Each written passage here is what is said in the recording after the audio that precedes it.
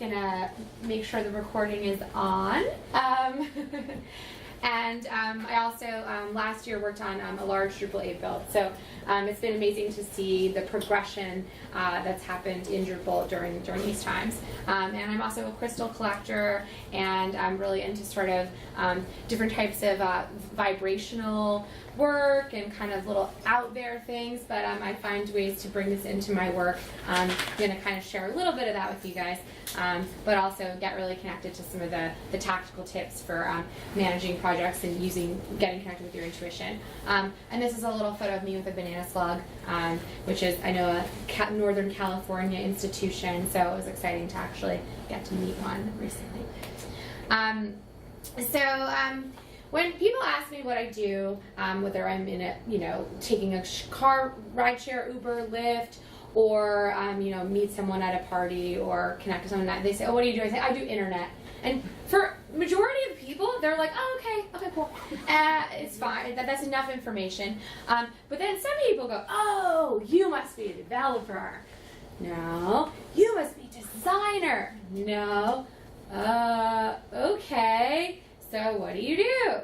And my normal answer now these days is I say, I work in the dark matter of the internet. All the unseen things in between those little lights. You can think of the little lights of like the galaxy, right? Or like the neurons like firing. Like, I'm kind of like over there, just sort of, working in between, doing sort of the soft skills, the people work, kind of making things happen. And so I'm going to talk a little bit about, how I work within that dark matter, because I think a lot of times these soft skills people don't really kind of dimensionalize or talk about what they are, but they are actually, you can actually work to improve them, and you can actually work to understand them. The internet itself has gone through a big shift in the way that it's managed. And the biggest shift that I've noticed is the shift from static web to dynamic web. So the previous iterations of websites, back in the day, you had your flat files and you were FTPing them up, right? You just needed a webmaster, you're hand editing your HTML, and you're putting it up there. Now we have these complex content management systems that actually bring about a whole other level of person and role to interact with these digital systems. And so that was sort of where I came in. I was working on a Drupal 6 platform, and I was actually working with Susie, who's here, and we were building a very early version. And my job was sort of the technical manager and content person on the site, and so I got a deep understanding of how these dynamic systems work. I kind of, before I get into the meat of the presentation, just kind of sort of want to define terms. And so when I think of intuition, I think of something that we're understanding instinctively.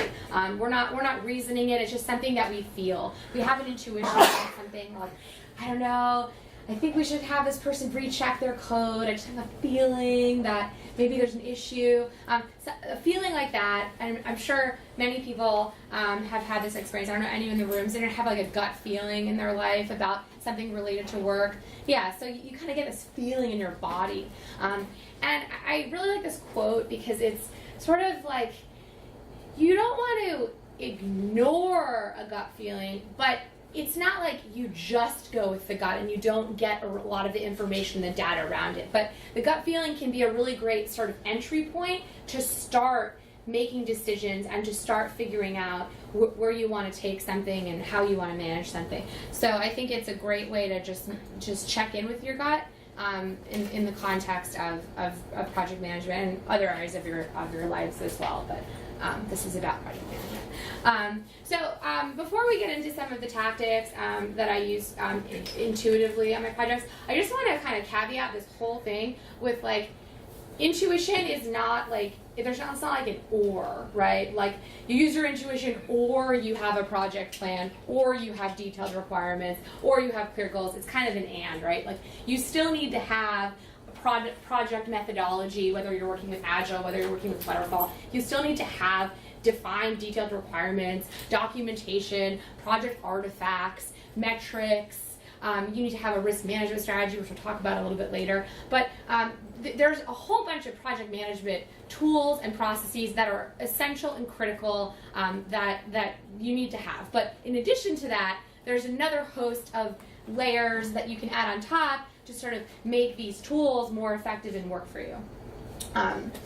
So the three areas I'm going to kind of talk through about where I apply intuition and kind of how I break them up is sort of in the beginning of a project with our objectives, and then moving on to when the project is rolling, I'm going to talk through some assumptions, and then lastly sort of kind of rolling it all together and how all the information that we've kind of gleaned in these other phases and these other areas of the project can help us shape the risk management strategy. So moving into objectives, I want to talk through, this is like the most fundamental thing that I've seen in so many projects, is that we're really starting from something that is an idea that doesn't exist. It's an RFP, it's a discussion, it's a drawing, it's a wireframe, it's a sketch, it's a business line in a budget, right? Like, it's something that doesn't necessarily exist yet. And it's someone trying to explain to someone else what doesn't exist. And in the process of that, we see that there are elements of things that people can be confused about, right? One person's module is another person's sidebar block, right? So when you're speaking with people, there are many points where there's actually confusion happening, and not everyone necessarily realizes that confusion is happening. So it's very, very important to just note that you're really, really working in the early days of the project when you're getting those objectives and those goals defined, that you want to make sure that you're always looking for places where there could be a confusion happening and moving them towards a space of clarity. So I'm going to a quick little aside here. Everyone familiar with the term MVP? And if people have worked with that maybe or are aware of the term. It's very common in agile projects to work with this concept of, we're going to build the MVP, we're going to launch the MVP, and then we'll see what happens after, and then we'll get a plan for post-launch. When we're building towards an MVP, we really, really want to dial into those objectives and dial into those goals. So this is when an airport in Ecuador that I flew into the first time I gave this talk in 2013. It was a little bit of a different version of this talk, but and I remember I was really nervous to go and give this talk in Spanish at this Drupal camp in Ecuador, and wasn't sure if the airport was going to be open. There was like 2 airports I could fly into. They said it was open like a week before. I wasn't sure. I get there, land at the airport. Gorgeous runway, brand new asphalt. This is the airport building. There's rebar, there's dirt, there's people still building, they've got hard hats on, but I was still able to land at this airport. So, did they successfully launch an airport? And from my standpoint, yeah. I landed there, I walked through the rebar concrete room, there was a line of taxis there, I got in a taxi, and I went along my way. So, the goal here was to be able to land planes. And you know what? They landed planes. So, when you're in the throes of your project, constantly think about, what are we really trying to do here? And what is the make it or break it thing that this website needs to do relating to the objectives of our business or our organization? So everything we do, to get this plane landed, we want to be able to trace it back to a goal that's going to create business or organizational value. And if someone in the stakeholders department comes over and says, we need it to do this, a lot of times the best question to ask is, why? Why? Why does it need to do that? How does that tie back to our goal of landing this plane, or our goal of increasing the metrics of your newsletter signups year over year, KPI 60%? Whatever you've defined or whatever they've defined that they've then transferred over to you in the course of the project, constantly want to bring back even the tiniest feature, just to make sure that the plane is going to be able to land. So I think this is a pretty common trope in project management, sort of like the iron triangle, sort of like there's scope, timeline, and cost. Sort of in the middle is quality, which is sort of a funny term, but it does sort of work. But it's like you can't necessarily have all three. So a lot of times what I do is have a conversation as people say, well, we want it all. We needed this, we need it by this time, it needs to be cost as much. I'm like, okay, but I need you to pick 1, 2, 3, 4. Like, you have to pick. And just getting people to really make that decision, like, what is the top thing? Like, yes, they're all important. Yes, we want to make sure we're getting all the scope on time with your budget, but really, really, really, like, where are those flexibilities that you're going to have, and really getting that conversation clear up front, so that you don't have this conversation at the end where they're like, well, no, we don't have the scope, and it's literally not compliant with our legal requirements, right? So I mean, there are sort of those negotiables, and then there's the non-negotiables, and really understanding what those are up front, and when you're in this objectives phase is really critical. So I kind of like to think of it more of a project pyramid, like a 3D space, not just a triangle. And this is an organite pyramid. I don't know if anyone's heard of organite. It's a very sort of interesting substance. There's all kinds of things inside, crystals, metals, a lot of nuances, a lot of energy. And so within projects, there's like nuances, interpersonal dynamics, hidden motivations, external factors. And all of these things play into that conversation of, well, where do we land on timeline? What's more important? Scope, budget, timeline, all of these things. So just kind of being aware of the nuances that make up that triangle, and that it's not just necessarily going to be cut and dry. One of the things I want to talk through as far as nuances, as far as goals, is this conversation of site versus platform. And this is a conversation that I've been having a lot recently, because some of the work that I do at Phase 2 is sort of larger builds, and a lot of people are interested in platforming, but they also want to build a site. And sometimes the business doesn't necessarily fully understand what it takes to build a platform, or the budgets are aligned to get a site done. And so I have this conversation a lot where it's like, do you want a site or do you want a platform? What's your highest priority? And I had a project, and we originally went in there, they said, oh, we want a site up. And then once we dialed in the objectives and the goals phase, I realized that, well, they didn't actually want a site, they wanted a platform. So we actually had the conversation, said, look, we're going to spend the time, everyone has agreed to getting you phase 1 of your platform, and nothing is going to launch at the end of this phase. And everyone was fine with it because we had the conversation, and it took about 3 weeks of requirements analysis just to get to that conversation. So just be aware that some of these conversations aren't going to happen in one day, and you have to kind of build on them and listen and pull in all the information, all the evidence that you're getting to be able to help inform these conversations. So I want to move into assumptions, one of the things that has happened over the years for me is I've kind of started to see like patterns with Drupal. And so this is like more of like a Drupal specific side, but there's sort of a lot of like Drupal assumptions that people make when starting Drupal projects. And I'm not going to go through all of these, but one of the ones I think is really interesting is this concept of like all pages, all parts of the site can be managed within the CMS. And I know that I've definitely had situations where like, oh yeah, we just want to change this color, we want to change this image. And it's like, well, that's in the theme layer. Oh, what's that? You know, so there are just certain things within Drupal that can come up as assumptions, and I like to sort of get ahead of them up front, because a lot of people don't know the ins and outs of Drupal and don't know the ins and outs of how these things work. So if I say some of these things up front, like, oh, great, I heard you say when you guys support the site 24/7, you know, I need to bring that back and say, well, you know, let's look at some of the managed hosting options that you have in the third party, and let's talk about them, because a lot of times the hosting aspect can be very complicated and necessarily is not included in the project build. Over the years, I have kind of created this framework around the different kind of like assumptions that people make, and where those assumptions kind of turn into communication kind of moments.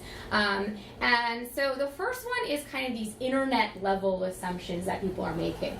So a big one here is about fonts, right? So fonts working in IE7 or IE10 or IE9 and Chrome, or different font packs and how they look. And I took this conversation and I was like, well, we just want it to look the same everywhere, and we need you to do this now. And the response to that is kind of like really more of an education response. It's like, okay, like let's talk about like how the internet works and how browsers work and how older browsers work and what this means for what your website's going to look like. And so when starting projects, if you feel like there's an internet level problem that might be coming in, or internet level assumption that could impact your project, it's really good just to call it out. So in the kickoff meeting, you say, hey, I know that you guys have a lot of great CSS animations that your designer built, and they're awesome, but you've also showed us your analytics, and it looks like you have a large user base on this. We're going to need to think of another strategy, and guess what? It's not going to look like the design for these users. And just really, really getting ahead of these internet level problems so that they don't come up at the last minute, and so that you can sort of work around them. And when someone does bring one up, a lot of times with my clients, I'm saying, oh, do you remember the internet level problem? This is like an internet problem. Like no one's figured out really how to do responsive tables. Like some people have, but like kind of not. So, or like, so there's certain things that we need all the tables for your response. It's like, okay, like we can work with you, but just so you know, it's still on the bleeding edge. And that's okay. This is the internet, like, new frontiers. So just a couple common ones here. The next one is system level problems. So sort of like, it's not exactly how this is designed. So, just like looking at Drupal and some of the Drupal aspects of things, right? Pagers, modules, assumptions, file systems. Sometimes you have to sort of unpack these system level problems and explain, like, we chose to work with Drupal, and like, let's not build asynchronous chat on Drupal. Like, let's just not do that. Then there's the business level problems. So the problems are the assumptions that people's businesses have that they're mapping onto the website. This is our content workflow. This is who needs to approve something. And these are some of my favorite assumptions, because this is where you get to take a dynamic CMS and bring it into an organization and say, I can do, for your organization, create a workflow on this website that used to take you 6 steps of running around a building, pushing paper around. So these are really fun assumptions to make, because you can really, really show value with these types of assumptions. These are just a few, but like the offline workflows that I just mentioned, that's one of my favorite ones. And then also like permissions and team structures and how you can kind of map things in there and really have to like know about the business and figure out who's doing what roles do people need. Like, these are not really like technical problems or technical assumptions, but they're the cornerstone of a lot of the work that we do.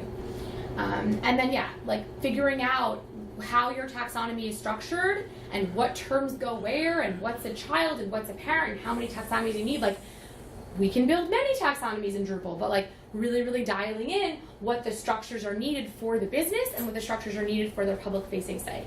So these are all sort of business levels problems or assumptions that kind of I group in here. And lastly, which is sort of the one that I'm going to focus on the most, because I think intuition and people and interpersonal relationships kind of work a lot with intuition, is just the people level problems. Like, at the end of the day, we're all building these internet systems or working with internet systems, but we're all people. We're all working with people, and then we have people actually using the things that we're building. So people are sort of like a thread throughout the whole thing. And these sort of people level assumptions or kind of obstacles that might come up during a project are really critical. And a big one is governance. Who owns what? There can be personality clashes between teams and between departments. A lot of times when I come in, I can see those within an organization, within a business, and sometimes my role as a consultant to come in, I can actually help maybe move some of those dynamics by just sort of coming in and with a fresh voice, and I can have permission to say things that maybe some people internally can't say. And so that's a really powerful place, and also helpful place to be, where you can actually work on transforming and shifting a culture while you're in the process of rebuilding a digital system.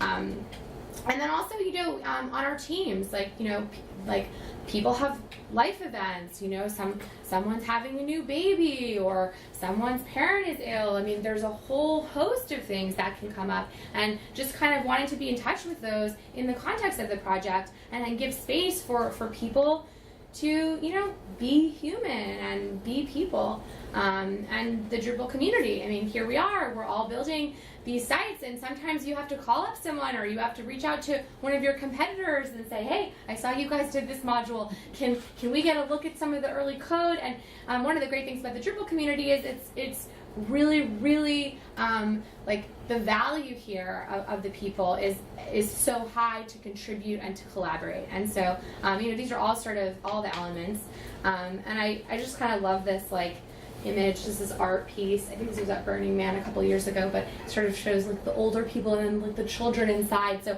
like really like being compassionate, and also like understanding that each person has their own journey and their own background that's probably informing a lot of what's happening in the day-to-day of a project, especially if you're in a situation where there is like a difficult interaction or a clash going on. Just constantly like being aware of the humanity of it all, because these elements really do come into play very, very deeply when you're managing projects. And one of the things that I've gotten pretty into, and we've done a lot with at Phase 2 actually, are these different personality tests. They're a lot of fun. It's really good to like have your team do them. The DOPE test, you get different types of birds. It's like I forget the D. Owl, peacock, eagle, dove. Dove, owl, peacock, eagle. But that was actually from one of my clients. I was like, oh, we just did a personality test, and they said, oh, our whole team did this DOPE test. So it's really good to just like do these. I mean, they're just fun little quizzes, but it really does help kind of figure out who you're dealing with, and what are some of the ways they need to be communicated with, and how they communicate. And definitely like highly recommend checking out any of these kind of personal interpersonal intelligence elements. And then also just like really, really simple. I mean, like donuts are awesome, and these are vegan donuts. They're actually at BADCamp today, so this is a late breaking edition. But just kind of being aware of like you're in a meeting or you're interacting with people. Like I had a client who's vegan, and like I went the extra mile and I brought like some vegan cookies to a meeting, and it makes a big difference to really like share food, but also just to recognize what people like what personal things people have in their life like that they bring to work, and kind of like with really sharing that humanity. And I think like going out for dinner, sharing a meal, doing coffee, doing drinks. I have a lot of like client relationships and team relationships that have been built not just over the internet, but really, really connecting in person. Moving on to communication, this is a big thing. Sometimes you're talking or someone's talking, and you may not even be really hearing them. I know that people have talked about active listening. One of the things I like to practice is kind of like a next level of active listening, sort of like energetic listening, which is like similar to active listening, but really like looking at the energy of the situation and like listening for how people might be expressing themselves in nonverbal ways, or if you're on a call, listening for the breaks in conversation where something might not be said, and really tuning into that, because it's in these spaces of just listening that we actually get some of the most information about our projects and what might need to happen, and listening to even what's not being said is absolutely critical. Some of the more advanced practices are sort of like humans, we tend to mirror each other. So if someone is doing this, and like grumpy, and then then the next person would respond with a grumpy position, right? But if someone's open and has open body language, eye contact, connected, nodding, really listening, then the other people might mirror that behavior. Another thing that I do in the energetic listening is sometimes I'll pick up in a meeting that someone wants to talk, but they might be shy to talk, and I actually want to hear from them.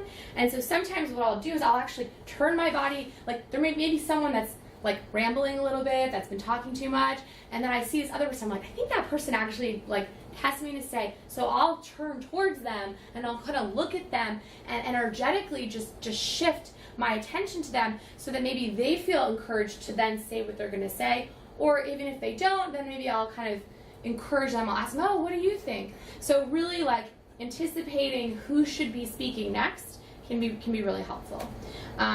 These are a couple tips here, sort of I like to call the metaverse meeting tips. I got these actually from a coworker when I was working back in corporate days, and he had these sort of like these tips, and I think they're really good. It's sort of like, does it need to be said right now? Do I need to be the one to say it? Someone else needs to say it. How do we make it happen? And checking in on these questions, because sometimes something doesn't need to be said right now. It's like, yeah, we can say that later, but sometimes it really does. And one of the things that's big for me here, and I think I've talked to other people, is when my heart starts beating, like sometimes, like I'm like, oh, I need to talk. Like I have to say this thing, and so that is like, really important. Just tune in. Like, okay, like this needs to be said. I'm gonna say it. And then if it's not something that you can say, maybe you're figuring out a way that someone else can say it. So a lot of times in meetings, I'll work with a tech lead and I'll say, hey, we have this negotiation happening, and I really need your support, because one of the other people on the call is very, very technical, and while they certainly respect me from a business standpoint, they need to hear it from someone technical. They need to hear the positioning, and so we'll actually start to do a little planning in advance to just say, like, you need to say this because I can say it, but it's probably better coming from you. So just sort of even pre-planning your conversations can go a long way. So I'm going to move into risks. So this is a great quote from Donald Rumsfeld, just about like, the context of when this was said. No comments on that, but there really are these like unknown unknowns, and how do we prepare for them? And the best way that I found is really an active and honest and open risk management strategy. And so everyone knows the best time to talk about risks is when everything's on fire, like, right? I mean, that's the best time to do it. No. Actually, the best time to talk about risk is in regular, calm conversations over the entire course of your project. So that when you do get into a situation where there's a fire, I had a situation where we had launched a site and there was a surprise spider that had been hooked up to the old site and spidered the site and broke all the caches, and the site went down and we had to roll back. It was a totally unknown thing, but we had been communicating throughout the project what our rollback plan was. What are we going to do? And it just became a conversation of, okay, we rolled back, now let's mitigate. And so it wasn't a fire, it wasn't a blame. It was, okay, we had a plan, and now let's move through this unknown that we didn't know about. This tool that I kind of have a little screenshot of here has been really, really critical. It's a collaborative risk mitigation plan that has an ongoing tracker, and this is depending on the project. I've done projects with fast implementation, bi-weekly meeting just about risk, or weekly, or depending on how fast things are. But this sort of risk management has been really, really critical. And so I want to talk a little bit about sort of these long game risks. So sometimes there's a risk that you see, and you can't really, you can talk about it, but maybe the person's not ready to fully hear or fully mitigate what needs to happen. A big one that I've seen sometimes is when work with a client and they're like, we just hired 3 new developers and they're going to work on the project too, and you're going to work together, and we're going to make launch because I'm actually adding these additional folks.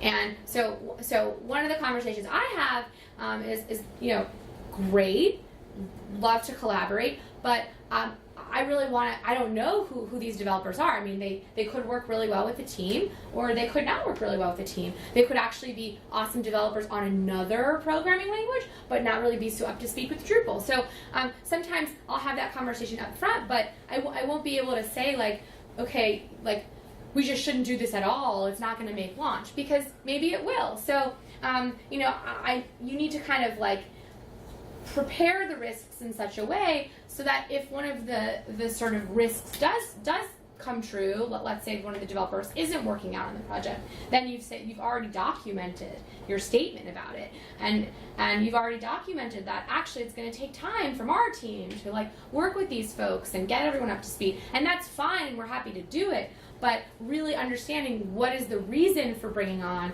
additional folks. Is it really to help with the velocity, or is it really to get more capacity for the team? Which either one, again, could work out great. It could be a little bit of a stepping block, tripping block, stumbling block. Thank you. So a lot of times in this, I'll really want to ensure that I'm preparing and I'm setting up the risks in such a way so that when we have this missing piece moment kind of coming in, it's like an aha moment, and then we can move forward more rapidly with mitigating. Another one that I had on a project was it was in a project where it was about Drupal 8, and we were saying, oh, well, theming is so easy in Drupal 8. You just pop it in and it works. It's not like Drupal 7. And I said, well, yes, there is this great new templating language, but it still needs to be tied into the CMS, and so we're not just going to be able to like pop it in. There is going to be more front end required to make this thing work.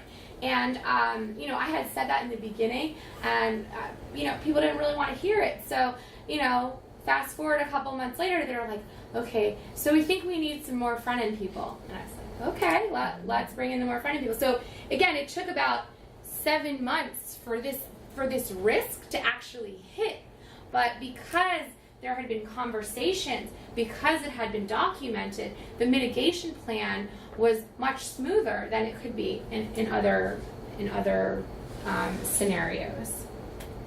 I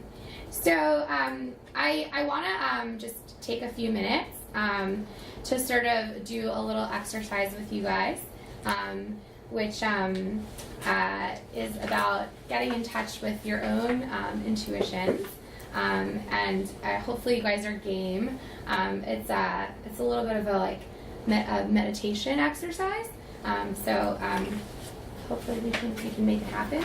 And the real goal of this is to just kind of get in touch with where our intuitions are at the moment. And it's just an opportunity to sort of, as I was talking about the gut feeling, the heart feeling, how can we kind of get in touch and move more into our bodies as we're like looking at what we have to do in our jobs, in our lives. But specifically because we're here at this Drupal event, Bad Camp. Many of us have traveled far and wide. Many of us are local. This is like the afternoon that we have.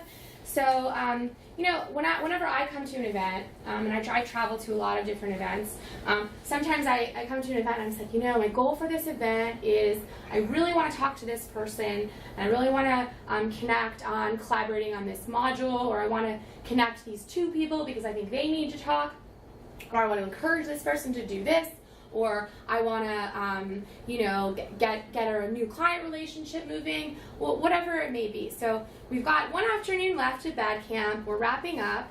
Maybe there's something you want to learn. Maybe there's someone that you want to connect with. Maybe there's someone that you admire their work and you want to talk to them. I don't know what it is, but maybe there's something at work or a project that you have that's weighing on you that you just want to kind of tune into. So I'm just sort of offering this space as a time for just like connecting to what your intuition is telling you for the moment is going to be the best sort of flow for you to come out in this afternoon with, this Sunday afternoon as you head into the week. So I invite everyone to close their eyes if they would like to participate, and just kind of like, get centered in your body, and we're going to do a couple of deep breaths together, and then I'm going to start to do a little bit of drumming to just get everyone into this space. So the breath that I found to be really helpful is a breath where you're going to breathe up through the back of your back and kind of bring the breath up to your forehead and then breathe out through your front. So just go.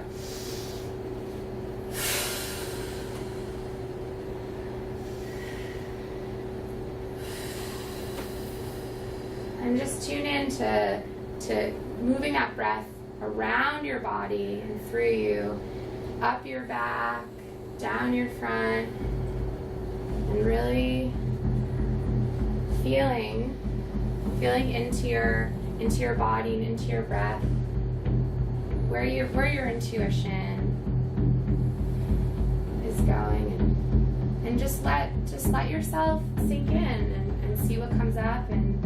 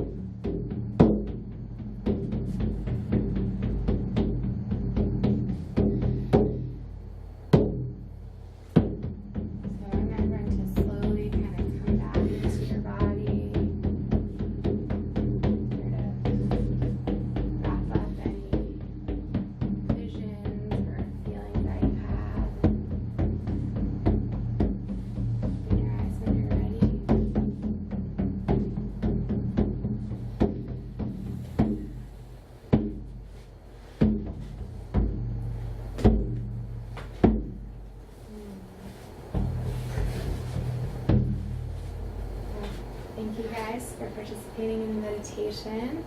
Hope everyone had a good experience kind of tuning in, and just know that this kind of a space is something you can create for yourself at any time in the context of your day or your work. And even just taking that moment just doesn't need to have a drum. You can just tune into your breath and really feel what is coming up for you from your intuition, and that can really help with making decisions, or with help again getting that gut feeling that's going to then lead you through to some actionable solutions or some actions within your projects.